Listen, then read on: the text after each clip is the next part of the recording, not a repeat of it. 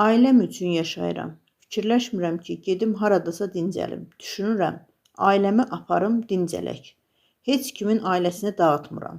Başımı salıb rəqsimlə məşğul oluram.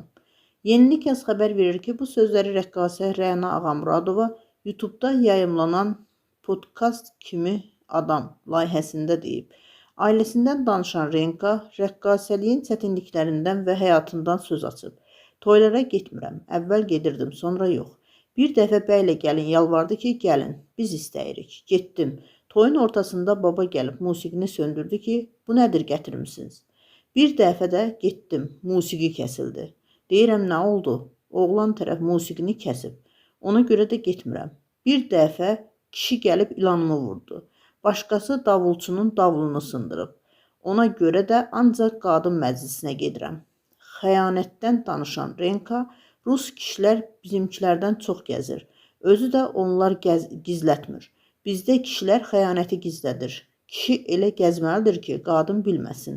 Amma başqasını sevirsənsə, gəl de və get. Mən uşaqlarıma daha çox diqqət ayırırdım. Ona görə yoldaşım xəyanət etdi. Tələsməyin ailəni dağıtmağa.